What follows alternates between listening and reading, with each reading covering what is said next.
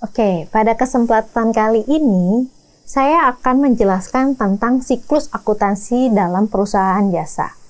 Sebelum kita masuk ke siklus akuntansi perusahaan jasa, kita cek dulu nih diagram yang ada untuk siklus akuntansi perusahaan jasa.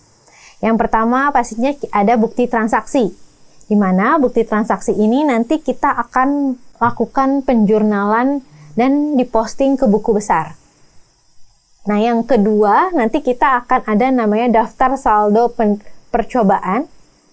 Setelah dilakukan bukti transaksi yang sudah diposting ke buku besar, lalu kita masuk ke daftar saldo percobaan. Dan yang ketiga, setelah itu ada yang namanya jurnal penyesuaian. Setelah dilakukan jurnal penyesuaian, kita akan membuat kertas kerja. Nah, atau yang disebut dengan worksheet. Setelah itu barulah ada yang namanya laporan keuangan. Yang pada sesi sebelumnya di persamaan dasar akuntansi atau asumsi dasar akuntansi itu dijelaskan kita untuk di standar akuntansi itu ada 6 laporan keuangan. Ya, yang terdiri dari laporan laba rugi komprehensif, laporan perubahan ekuitas, laporan posisi keuangan, laporan arus kas, catatan atas laporan keuangan, dan yang keenam ada laporan posisi keuangan komprehensif. Nah, pada sesi ini kita akan membahas dulu nih terkait perusahaan jasanya sebelum kita nanti melakukan jurnal terus sampai masuk ke posting ke buku besar dan juga endingnya sebagai laporan keuangan. Nah, karakteristik perusahaan jasa. Nah, berdasarkan kegiatan yang dilakukan, perusahaan dapat dibedakan menjadi perusahaan jasa, perusahaan dagang, dan juga perusahaan manufaktur. Nah, di sini perusahaan jasa merupakan perusahaan yang kegiatannya menjual jasa dalam berbagai bidang pelayanan. Nah, tentunya tujuan didirikannya perusahaan jasa ini adalah memberikan kemudahan dan kenyamanan bagi masyarakat yang memerlukan jasa tersebut. Nah, karakteristiknya untuk perusahaan jasa itu adalah sebagai berikut. 1. Ketidakberwujudan. Artinya, jasa biasanya tidak dapat diidentifikasi secara fisik, sehingga tidak dapat disimpan dan harus segera dikonsumsi pada saat diperoleh. Karena tidak berwujud ya jasa itu, beda dengan barang. Dan yang kedua ada tak terpisahkan. Artinya keterlibatan konsumen tidak dapat dipisahkan dari jasa yang harus diberikan. Dan dalam hal tertentu konsumen lainnya juga terlibat dalam menikmati jasa tersebut. Misalnya ada jasa penyiaran film atau biasa kita kenal sebagai bioskop. Nah, yang ketiga ada keanekaragaman. Artinya jenis dan kualitas layanan ini berbeda-beda untuk setiap konsumen. Sehingga sulit untuk distandarisasikan kegiatan layanannya. Gitu. Jadi tergantung nih konsumennya bagaimana, jadi treatment jasanya juga seperti apa.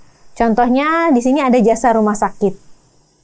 Nah, jadi kan tergantung pasiennya ya, sakitnya apa. Beda nih dari pasien satu dengan pasien lainnya. Sehingga jasanya yang diberikan juga berbeda. Dan yang keempat adalah keterlenyapan. Artinya manfaat mereka pada jasa akan habis.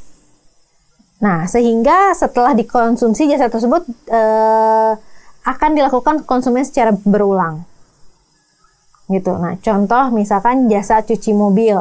Nah, di sini kan kita untuk menyuci mobil itu kan habis ya. Jadi setelah mobil selesai dicuci, bersih, nah itulah artinya jasa yang sudah kita beli itu habis. Gitu, dan nanti bisa kita beli lagi secara berulang. Nah, setelah kita ketahui karakteristiknya, nah di sini ada berbagai jenis bidang usaha dari perusahaan jasa bisa dikategorikan sebagai berikut. Yang pertama, ada bidang komunikasi. Misalnya perusahaan telepon, stasiun TV, radio gitu ya. Nah, terus yang kedua, ada bidang profesi. Misalnya ada akuntan, ada jasa konsultan, ada juga jasa rumah sakit tadi tersebut. Nah, yang ketiga ada di bidang hiburan. Ya, misalkan ada taman hiburan, ada bioskop, tempat wisata gitu. Yang keempat ada jasa tempat tinggal. Misalnya hotel, asrama, dan juga guest house. Nah, yang kelima ada bidang keahlian perorangan. Misalnya ada salon kecantikan, penjahit, studio foto. Dan yang keenam ada pertanggungan. Misalnya ada jasa asuransi. Nah, dengan demikian kita simpulkan bahwa ciri-ciri dari perusahaan jasa diantaranya sebagai berikut. Yang pertama itu ada kegiatannya itu memberi pelayanan kepada masyarakat. Nah, kedua, pendapatannya juga berasal dari hasil penjualan jasa tersebut. Nah, yang ketiga, tidak terdapat perhitungan harga pokok penjualan. Dan yang keempat, laba atau rugi diperoleh dengan membandingkan besarnya pendapatan dan beban usaha. Nah, siklus akuntansi perusahaan jasa maupun perusahaan lain yang pada umumnya dikelompokkan sebagai berikut. Tahap yang pertama ada tahap pencatatan, meliputi menganalisis dulu nih transaksi-transaksi yang ada, gitu. Kemudian bukti-bukti tersebut kita jurnal dan kita posting ke buku besar. Nah, yang kedua adalah tahap pengikhtisaran. Nah, membuat daftar saldo, percobaan, dan penyesuaian, lalu dimasukkan ke kertas kerja atau worksheet. Dan yang ketiga ada tahap pembuatan laporan keuangan. Nah, ini meliputi pembuatan dari 6 laporan keuangan tersebut ya.